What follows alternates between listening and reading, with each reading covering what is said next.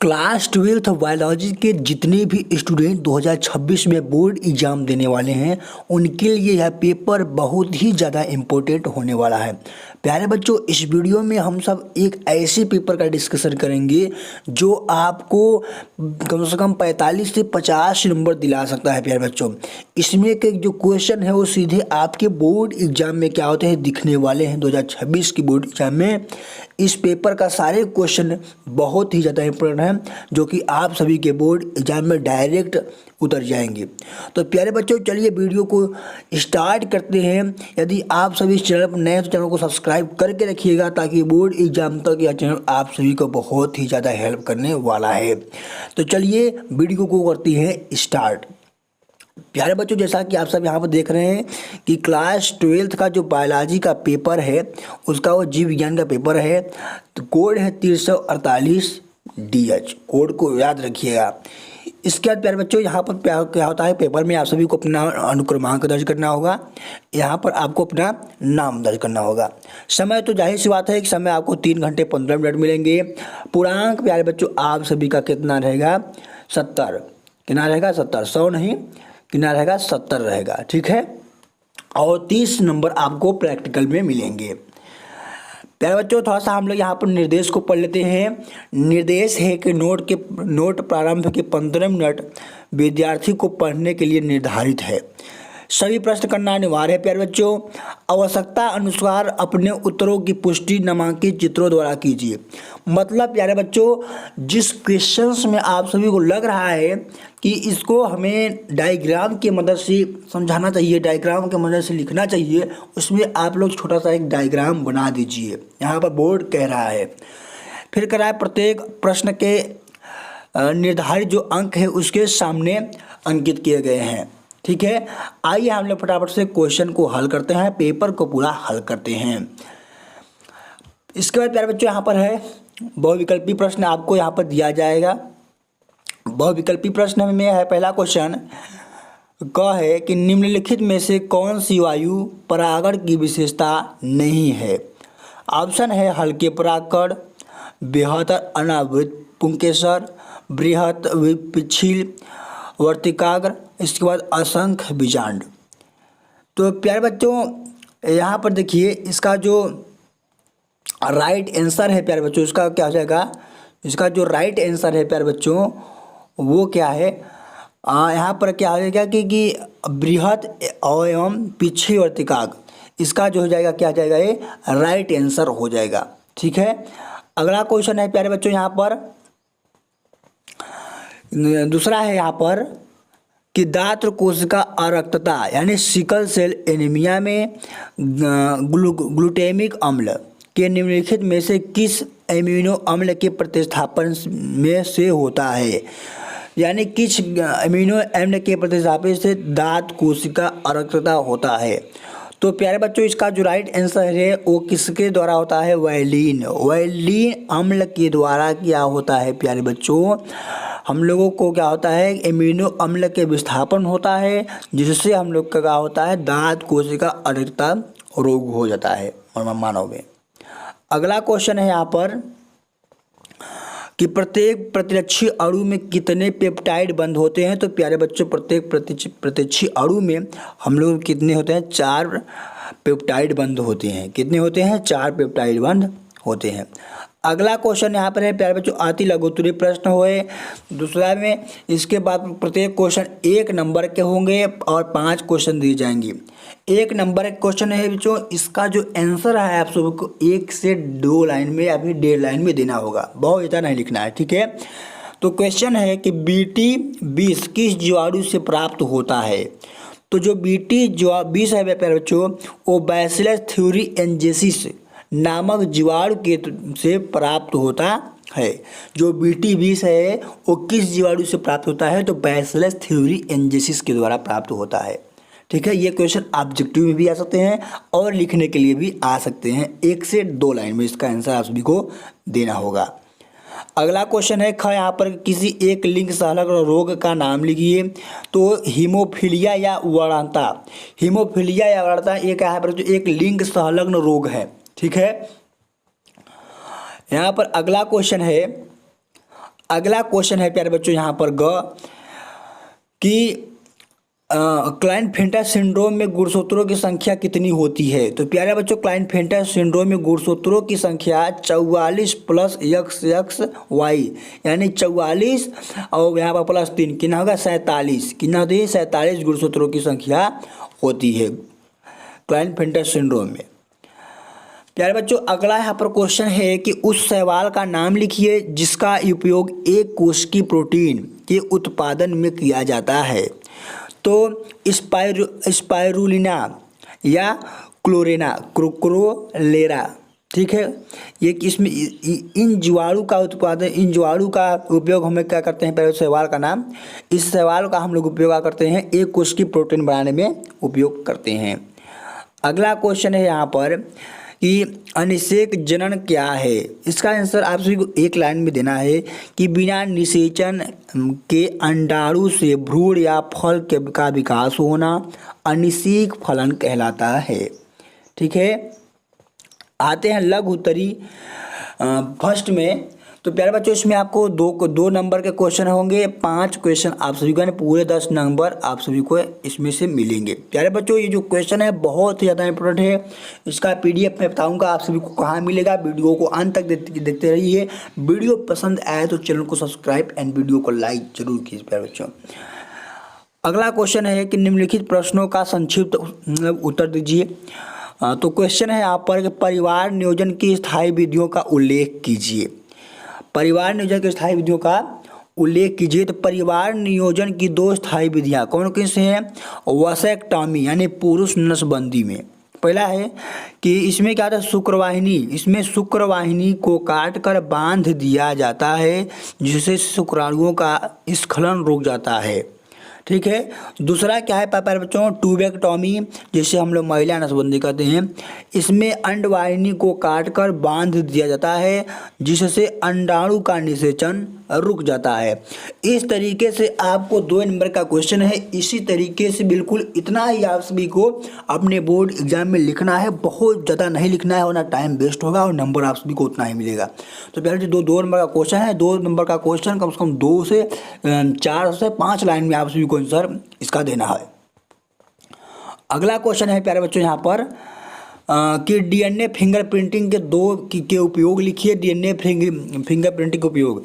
तो उत्तर है प्यारे बच्चों DNA फिंगरप्रिंटिंग के उपयोग तो आपराधिक मामलों में गुप्ती सुलझाने में, जैसे बलात्कारों में, हत्याओं में, आदि के सजगंधों की पहचान करना, यानी जब बलात्कार होता है, हत्या हो जाता है तो हम लोग क्या करते हैं, DNA के माध्यम से प्यारे बच्चों हम लोग क्या करते हैं, उस अपराधी का पता लगाते हैं, ठीक है।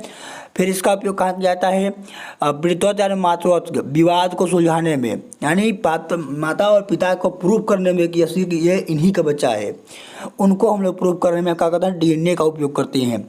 बच्चों के जैविक माता पिता की पहचान करना, व्यक्तिगत पहचान करना, दुर्घटनाओं या आपदाओं में शवों की पहचान करना, जब मृत्यु हो जाती है किसी की तो हम लोग उसके DNA के माध्यम से पता कर लेते हैं कि ये किसका लड़का है।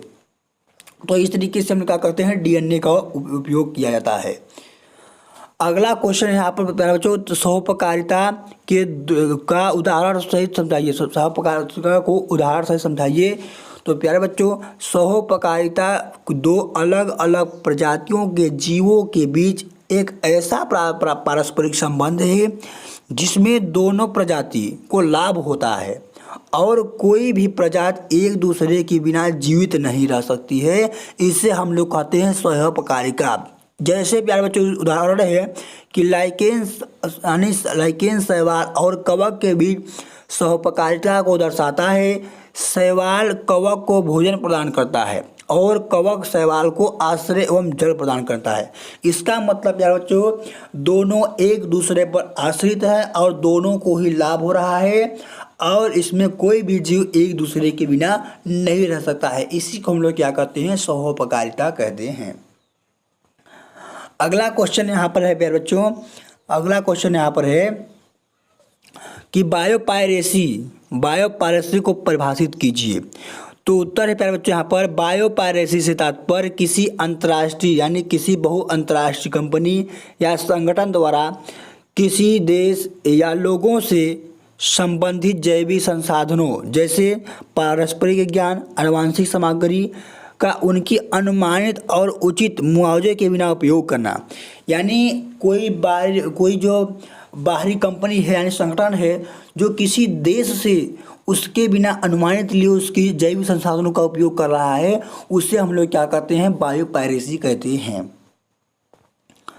अगला क्वेश्चन यहाँ पर है कि समष्टि के किन्हीं दो महत्वपूर्ण गुणों का वर्णन कीजिए।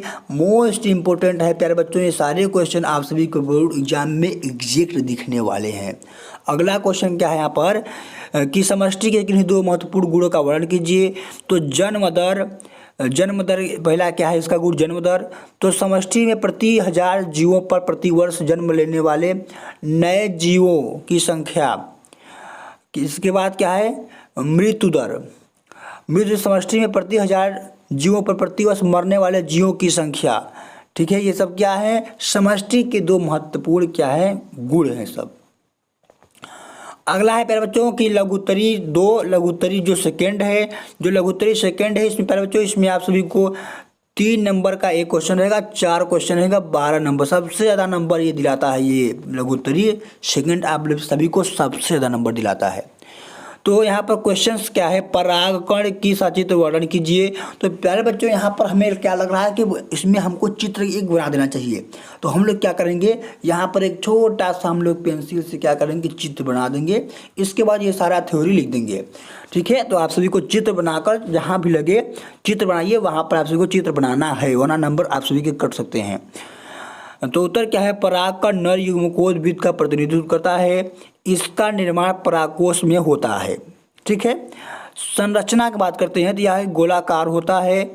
इसकी 2 प्रमुख परतें होती हैं। बाह्य चोल, यह कठोर बाहरी परत है जो स्पोरोपोलिन नामक प्रतिरोधी कार्बनिक पदार्थ से बनी होती है।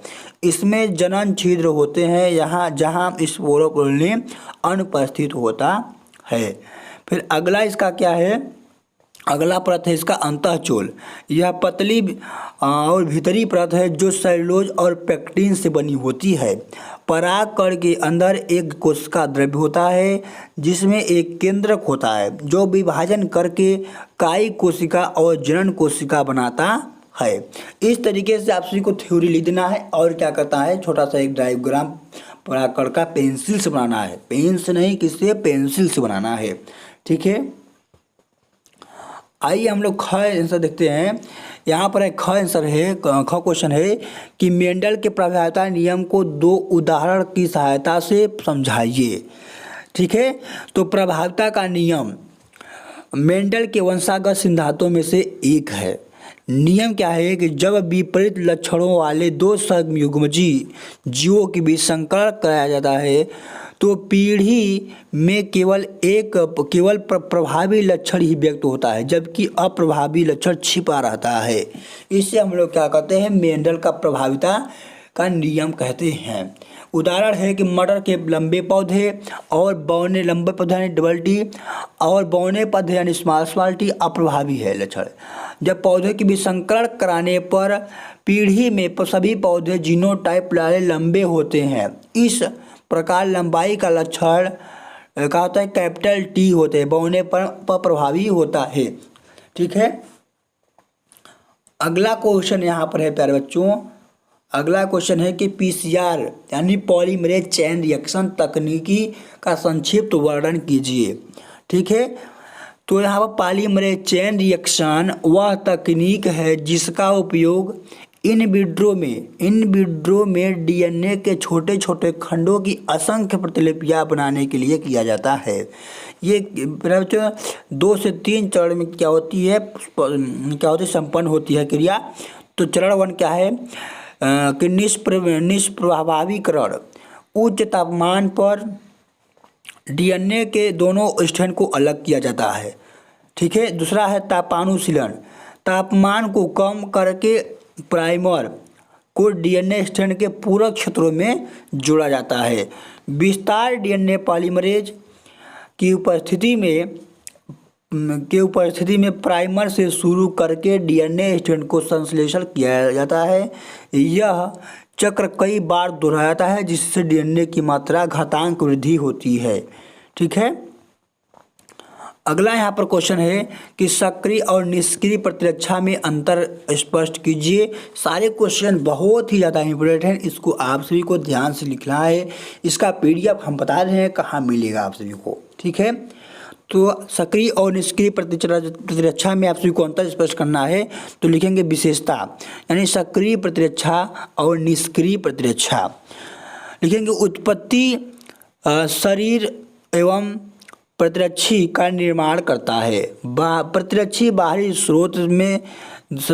स्रोत से शरीर में दिए जाते हैं। समय कार्य करने में अधिक समय लेती है, और तुरंत कार्य करती है। मेमोरी इम्यूनोलॉजिकल मेमोरी विकसित होती है, कोई मेमोरी विकसित नहीं होती है, ठीक है। यानी प्यारे बच्चों कि जो सक्रिय प्रतिरक्षा है इनमें इम्यूनोलॉजी में विकसित होती है, और निष्क्रिय प्रतिरक्षा में कोई मेमोरी विकसित नहीं होती है, ठीक है। और अगला है उदाहरण इसका क्या है कि संक्रमण के बाद विकसित प्रतिरक्षा टीकाकरण, माँ के दूध, शिशु से प्राप्त प्रतिरक्षी, सिमरन इंजेक्शन क्या करता है प्रतिरक्षी के में आप सभी को लगाया जाता है, छोटे बच्चों को लगाया जाता है। अगला क्वेश्चन है यहाँ पर कि बाह्य स्थानीय संरक्षण पर टिप्पणी लिखिए। तो बाह्य स्थानीय संरक्षण एक ऐसी विधि है जिसमें संकटग्रस्त पादपों और जंतुओं को उनके प्राकृतिक आवास से बाहर संरक्षित और सुरक्षित स्थानों पर ले जाकर उनकी रक्षा की जाती है, उसे बाह्य स्थानीय संरक्षण कहा जाता है। उदाहरण जूलॉजिकल पार्क यानी चिड़ियाघर, जहां जंतुओं को कृत्रिम वातावरण में पाला जाता है। वनस्पति उद्यान, दूसरा जहां पादपों की विभिन्न प्रजातियों को उगाया जाता है, ठीक है। बीज बैंक, जीन बैंक, यहाँ पर क्या होता है आनुवांशिक बैंक, आनुवांशिक सामग्री को संरक्षित के लिए यह बनाया गया है। अगला क्वेश्चन है प्यारे बच्चों विस्तृत उत्तरीय प्रश्न, यह 5 नंबर का होता है। इसका आंसर आप सभी को लगभग 1.5 पेज में देना होता है, ठीक है। इसका आंसर आप सभी को 1.5 पेज में देना होता है। 5वां है क्या है कि निम्नलिखित में से किसी एक का उत्तर दीजिए, ठीक है। तो आनुवंशिक कूट क्या है और इसकी प्रमुख विशेषताओं का वर्णन कीजिए। तो इसको आप सभी को 1.5 पेज में लिखना होगा, डीएनए मतलब कि डायग्राम के साथ आप सभी को क्या करना होगा, पूरा इस क्वेश्चन इसका आंसर लिखना होगा। आनुवंशिक कूट क्या है, तो यह आरएनए पर स्थित नाइट्रोजन क्षारों का वह अनुक्रम है जो किसी प्रोटीन श्रृंखला में एमिनो अम्लों के क्रम को निर्धारित करता है। यह 3 क्षारों के समूह होता है जिसे कोडान कहते हैं। कोडान के रूप में यह कार्य करता है। तो विशेषताएं क्या है प्यारे बच्चों, त्रिक एक कोडान में 3 नाइट्रोजनी क्षार का बना होता है। असंदिग्ध मतलब एक कोडान केवल एक विशिष्ट एमिनो अम्ल को ही कोडित करता है। अधपतनशीलन एक एमिनो अम्ल को एक से अधिक कोडान द्वारा कोडित किया जाता है। अगला क्या है इसमें विशेषता कि सर्वव्यापी एक कोडान लगभग सभी जीवों में एक ही एमिनो अम्ल को क्या करता है, कोडित करता है। अगला यहाँ पर क्या है, अगला है कि अविराम एवं कामा रहित कोडान, ठीक है। तो कोडान एक दूसरे के बिना किसी विराम में लगातार पढ़ा जाता है, ठीक है। कोडान जो होता है बिना किसी जैसे ए डी सी डी ये सब क्या आते हैं कोडान होते हैं, ठीक है। अगला क्वेश्चन है यहाँ पर अथवा में है कि देखिए दो आप सभी, लेकिन आंसर आप सभी को एक ही का देना है, ठीक है। जो आप सभी को अच्छा लगे उसका आंसर आप सभी को देना है। तो यहाँ पर क्या है, मानव में मादा जनन तंत्र का सचित्र वर्णन कीजिए। आप सभी को चित्र बनाना है और इसके बाद इसका आंसर लिखना है। मादा जनन तंत्र में निम्नलिखित अंग शामिल हैं, जैसे अंडाशय। तो प्राथमिक जनन अंग है अंडाशय, प्राथमिक जनन अंग है जो अंडाणु और मादा हार्मोन यानी एस्ट्रोजन और प्रोजेस्टेरोन का निर्माण करता है। दूसरा क्या है, अंडवाहिनी यानी फैलोपियन ट्यूब। तो यह अंडाशय में गर्भाशय तक फैली होती है, यहीं पर निषेचन होता है। इसका अंतिम भाग कीपक कहलाता है, जिसमें झालर होते हैं जो अंडाणु को संग्रहण करते हैं यानी पकड़ने में कार्य करते हैं। अगला है गर्भाशय यानी यूट्रस। नाशपाती के आकार का एक खोखला अंग है जहां युग्मनज का आरोपण होता है और भ्रूण विकसित होता है। इसकी भीतरी परत एंडोथेलियम कहलाती है। गर्भाशय ग्रीवा अगला है। गर्भाशय का निचला संकरा भाग जो योनि में खुलता है, ठीक है। योनि में अगला है कि यह गर्भाशय ग्रीवा से शुरू होकर बाहर तक फैली होती है। यह मैथुन मार्ग और प्रसव मार्ग का कार्य करती है। अगला क्वेश्चन है यहाँ पर कि इसके बाद क्या है कि अपने अब ये क्या है यहाँ पर थोड़ा सा समझा रहा है बोर्ड। यहाँ पर क्या है कि अपनी बोर्ड परीक्षा की तैयारी के लिए इस मॉडल पेपर का अभ्यास कर सकते हैं प्यारे बच्चों। यह UP board biological model paper का हाल समझाता है। तो बहुत ही ज़्यादा यह पेपर है, बहुत ही ज़्यादा इम्पोर्टेंट यह पेपर है। इसका पीडीएफ आप सभी को मेरे टेलीग्राम चैनल पे मिल जाएगा। वहाँ से जाकर आप सभी इसको क्या करते हैं, इसका पीडीएफ डाउनलोड कर सकते हैं और अपने पेपर को हल कर सकते हैं और बोर्ड में क्या करते हैं, अच्छे मार्क्स गेन कर सकते हैं। तो प्यारे बच्चों, ऐसे ही वीडियो पाने के लिए, ऐसे ही हर सब्जेक्ट का पेपर पाने के लिए हमारे इस चैनल को सब्सक्राइब करके रखिए। अगली वीडियो में चलिए मिलते हैं।